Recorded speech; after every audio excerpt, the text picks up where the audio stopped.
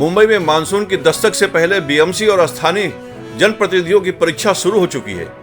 चेंबूर के ward number 153 में बारिश से पहले जलभराव रोकने के लिए युद्ध स्तर पर नाला सफाई और गटर मरम्मत का काम जारी है। खास बात यह है कि इलाके की शिवसेना यूबीटी की नगर सेविका मीनाक्षी पाटणकर और पूर्व नगर सेवक अनिल पाटणकर खुद मैदान में उतरकर काम का जायजा ले रहे हैं।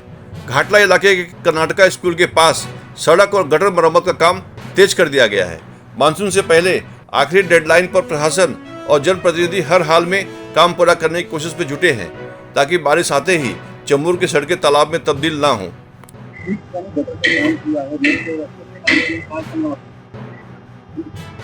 गेली 4 वर्ष लोकप्रतिनिधी नसल्यामुळे थोडंसं कम्युनिकेशन बारगळलं होतं.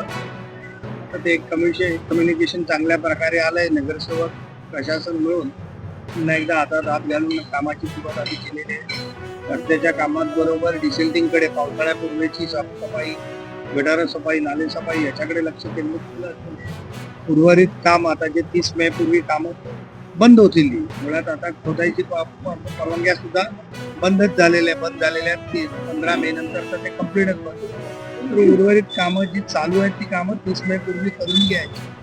त्यामुळे आज 153च्या नगरसेविका मीनाक्षी पाटणकर आणि एक माजी नगरसेवक म्हणून त्या वॉर्डची विभागवार पाहणी करत आहोत आणि कुठे कोणत्या कामाची गरज आहे, कुठे कोणता निधी देता येईल त्या दृष्टीने पुढचं टार्गेट, पुढची कामकाजाचं नियोजन करायच्या दृष्टीने आज ही विभागात सुद्धा रोजच्या प्रमाणे आज सुद्धा ही फेरी ठेवलेली.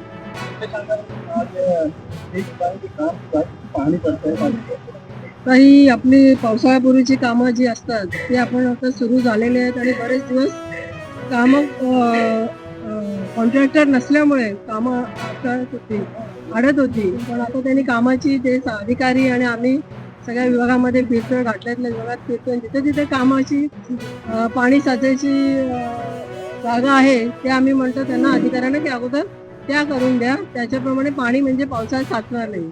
आणि जी रस्त्याची कामं आहेत ती आम्ही त्यांना सांगतो की आम्हाला ती पावसाळ्यापूर्वी कंप्लीट करून द्या.